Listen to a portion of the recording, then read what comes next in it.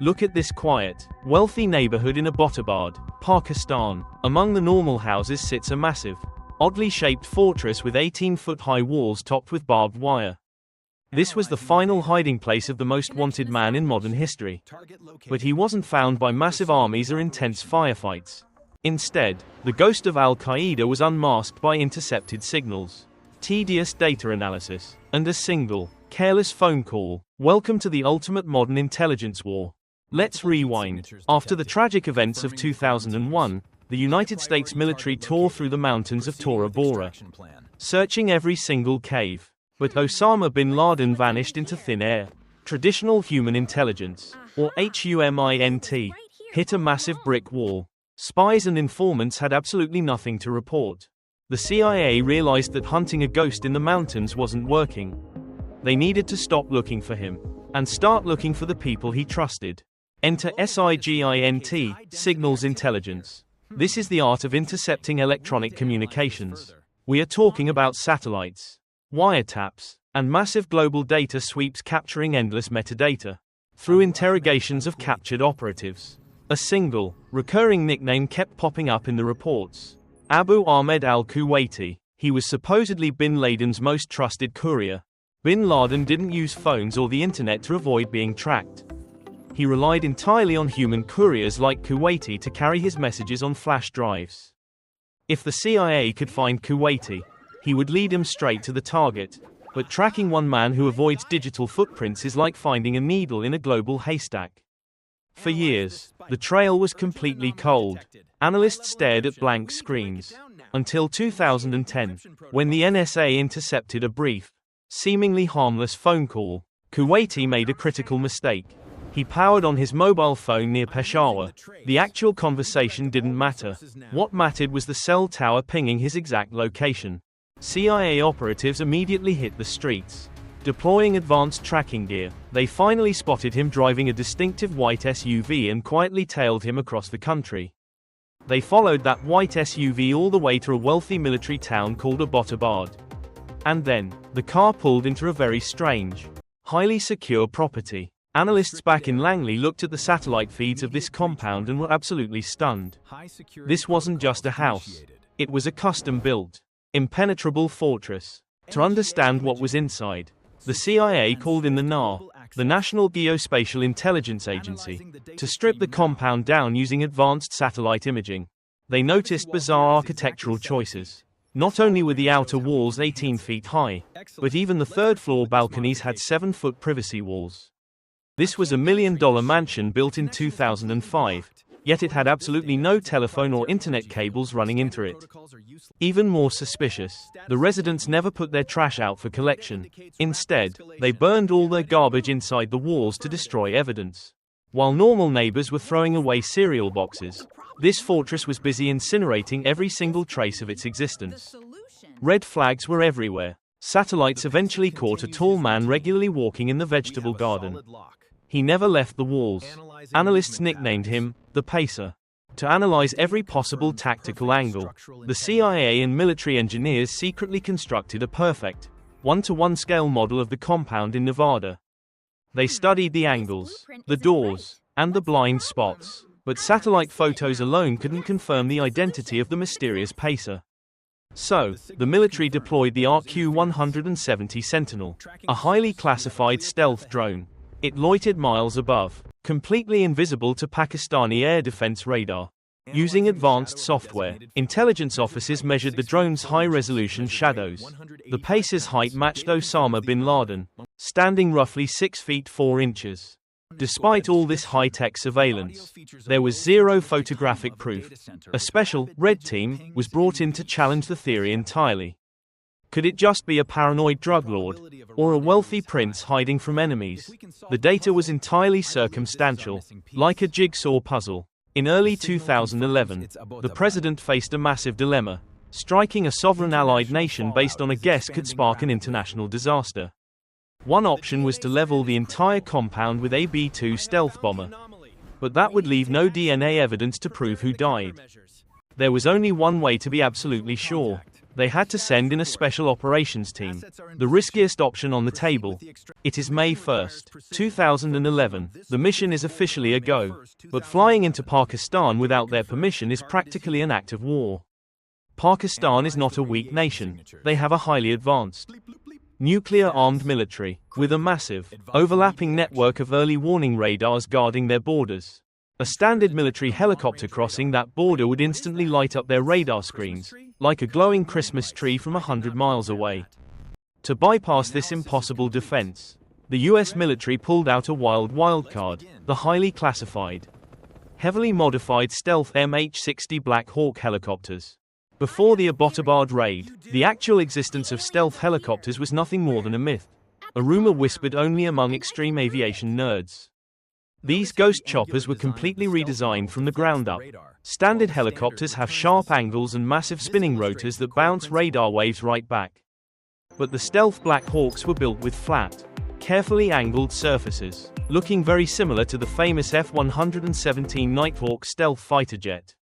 Furthermore, they were coated entirely in a special radar-absorbing material, the exact same top secret, highly expensive paint used on advanced stealth fighter jets. Even the rotors were heavily modified. Standard chopper rotors create a loud, distinctive, wop-wop sound that enemies can hear echoing from miles away. To silence them, engineers added extra rotor blades with swept-back tips, drastically changing the acoustic signature and suppressing the noise of the aircraft. Instead of sounding like a massive, incoming military chopper, the stealth Black Hawk sounded more like a distant, low-humming wind passing over. However, all this heavy stealth armor, radar-absorbing paint, and extra tactical equipment came with a massive, dangerous downside: the sheer weight of the aircraft. These stealth Black Hawks were incredibly heavy and notoriously sluggish to fly, making them a literal aerodynamic nightmare for even the best pilots. To make matters much worse, the city of Abbottabad is located 4,000 feet above sea level, and the air was unusually warm that night. Hot, thin mountain air drastically reduces a helicopter's lift. The pilots knew they were pushing these experimental machines to their absolute physical limits. Leaving Jalalabad airfield under the cover of a moonless night, the two stealth Black Hawks, call signs Chalk 1 and Chalk 2, crossed the border. From the moment they entered Pakistani airspace, the mission entered a strict condition known as EMCON, or emission control, total electronic silence. All radios, transponders, and radar emitters were completely shut off. If the pilots needed to communicate, they used simple hand signals in the dark. Emitting even a single radio wave could be picked up by Pakistani listening posts, instantly giving away the position and starting a war. To avoid the overlapping radar domes, the pilots flew what is called nap of the earth. They skimmed just feet above the jagged mountain terrain, flying a heavy, sluggish helicopter in the pitch black. Dodging trees and power lines using only night vision is a terrifying experience. Inside the cramped cabin, the SEALs of Red Squadron sat shoulder to shoulder, sweating profusely in the hot night air, weighed down by heavy body armor. The flight to Abbottabad took exactly 90 grueling minutes. 90 minutes of waiting, knowing that at any second, a surface-to-air missile could strike. Back in Washington, the president and his top advisors sat frozen in the Situation Room. They had zero communication with the team. They could only watch and wait. As the Black Hawks finally approached the city limits of Abbottabad, a bizarre and highly debated event occurred. The entire city's power grid suddenly shut down. Plunged into total darkness, the city slept, completely unaware of the elite American hit squad flying directly over their rooftops. Abbottabad wasn't just any town. It was home to the Pakistan Military Academy, essentially their version of West Point. Bin Laden had hidden himself practically next door to his enemy's strongest fortress, betting that no one would ever look for him right under their noses. Chalk 1 and Chalk 2 slowed down, circling the target. The 18-foot walls of the compound finally appeared clearly in their green night vision goggles. The plan was simple. Chalk 1 dropped SEALs into the yard, while Chalk 2 dropped snipers onto the roof. But in war, nothing ever goes perfectly to plan. As Chalk 1 hovered over the yard, it suddenly lost completely all of its aerodynamic lift, due to a dangerous phenomenon called vortex ring state. The high, 18-foot walls of the compound trapped the hot rotor wash, pushing the heavy, sluggish helicopter violently downward into a deadly, uncontrollable spin. The highly skilled pilot wrestled with the massive machine, desperately forcing its tail to clip the concrete wall rather than crashing directly upside down. The stealth Black Hawk hit the dirt hard, severely damaging its tail rotor. The multi-million-dollar secret aircraft was instantly turned into a grounded, useless wreck. Inside the Situation Room, the audio feed suddenly filled with frantic shouts and a loud mechanical crunch. Then, dead silence. The president's worst nightmare was happening. But the SEALs inside didn't panic. These elite operators train for disastrous crash landings constantly. Within seconds, they kicked the doors open and swarmed into the dark yard. Seeing Chalk 1 crash, Chalk 2 immediately aborted its dangerous roof landing. Instead, it set down safely outside the compound, forcing its team to breach the exterior walls on foot.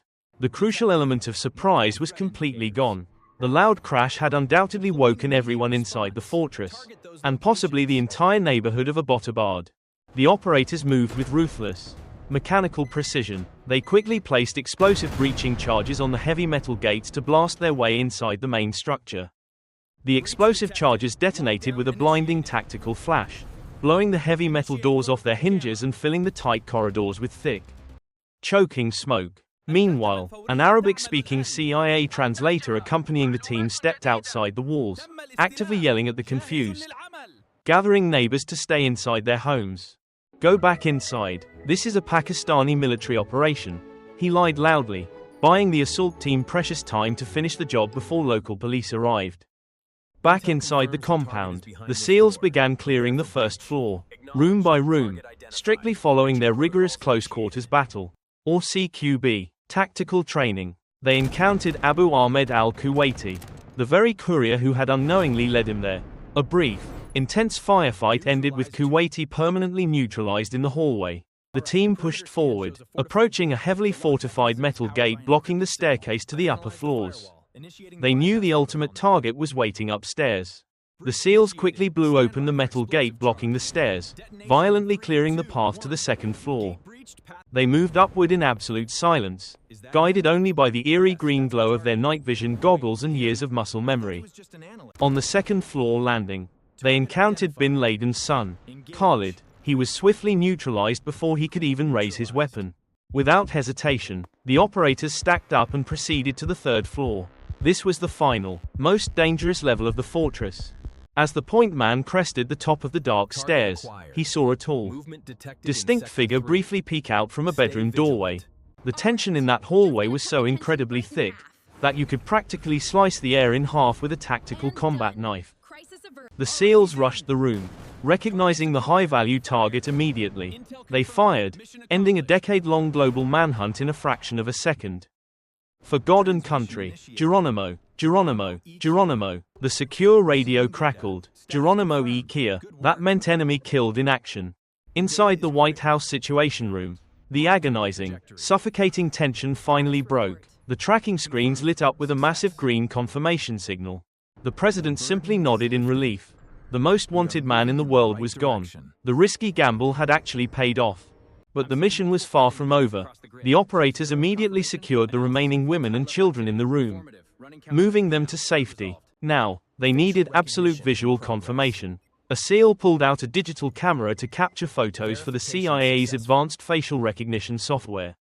However, the team didn't have a tape measure to verify the target's reported exact height of 6 feet 4 inches. So, a 6-foot-tall SEAL literally lay down on the floor, right next to the target to physically measure the body length. Osama bin Laden was neutralized, but what the SEALs found inside his bedroom would turn out to be the greatest intelligence goldmine in CIA history. The SEALs had originally planned to spend about 10 minutes collecting basic intelligence inside the compound. But seeing the massive racks of computers and thousands of flash drives, they switched into absolute high gear. They shoved every single hard drive, CD, and paper document they could find into heavy-duty trash bags. This raw data would later reveal Al-Qaeda's future plots, financial networks, and global safe houses. It was a crippling blow. With the intel secured, the clock was ticking aggressively. The Pakistani military was fully awake and mobilizing. Pakistani F-16 fighter jets were already scrambling on the runways, preparing to intercept the unknown invaders. But before the SEALs could escape, they had to deal with the multi-million-dollar elephant in the room, the crashed stealth Black Hawk. They absolutely could not let this top-secret aviation technology fall into the hands of rival nations. The pilot systematically smashed the highly sensitive digital instrument panels inside the cockpit, using a heavy metal hammer. Then, the operators rigged the entire crashed helicopter, with thermite grenades and highly explosive C4 charges. The assault team and the body piled into a backup CH-47 Chinook helicopter that had flown in to extract them. As they lifted off, the explosives detonated, completely engulfing the crashed stealth chopper in a massive, blinding inferno. However, the explosion was so incredibly violent that it blew the helicopter's distinct tail rotor clean over the high wall. That specific tail section landed perfectly intact outside the compound, leaving behind a massive technological puzzle for the world to see. The heavily loaded backup helicopters now had to race back across the border, flying low and fast, desperately trying to beat the incoming fighter jets. By a matter of mere minutes, the heavy Chinook helicopters crossed the border into the safe airspace of Afghanistan, leaving the frustrated fighter jets behind. Landing safely back at Jalalabad airfield, the body was immediately subjected to rigorous DNA testing, to provide absolutely undeniable scientific proof of identity. The results were a perfect match. That night, the president addressed the world on live television, officially announcing the successful end of the decade-long manhunt. As the sun rose over Abbottabad the next morning, the world awoke to shocking images of the burning compound and the bizarre, futuristic tail rotor left in the dirt. The diplomatic fallout was explosive. Pakistan was absolutely furious about the highly classified American military raid conducted secretly inside their sovereign borders. Meanwhile, the United States was equally furious, demanding to know how the world's most wanted terrorist lived peacefully right next to a major Pakistani military academy. There were also massive technological consequences. It is widely believed that foreign intelligence agencies quickly gained access to the crashed stealth tail rotor to reverse engineer its secrets. But ultimately, the true victory of Operation Neptune Spear wasn't just neutralizing one man. It was the digital goldmine secured in those trash bags. Over the following months, the CIA analyzed millions of files, systematically dismantling global terror networks, exposing funding sources, and preventing future attacks. This operation proved a monumental shift in history. Modern warfare is no longer just about massive armies clashing violently on a physical battlefield. It is about data. It is about analysts staring at screens, connecting invisible digital breadcrumbs to uncover secrets hidden in the noise. A global terror empire wasn't brought down by a massive bombing campaign. It was unmasked by a single, careless phone call pinging a cell tower. So, the next time you think about the future of military conflict, don't just picture heavy tanks, loud fighter jets, or massive aircraft carriers. Picture a quiet room full of servers, a silent stealth helicopter in the dark, and the devastating power of signals intelligence. The invisible war is always being fought right above our heads. Thanks for watching, and stay curious.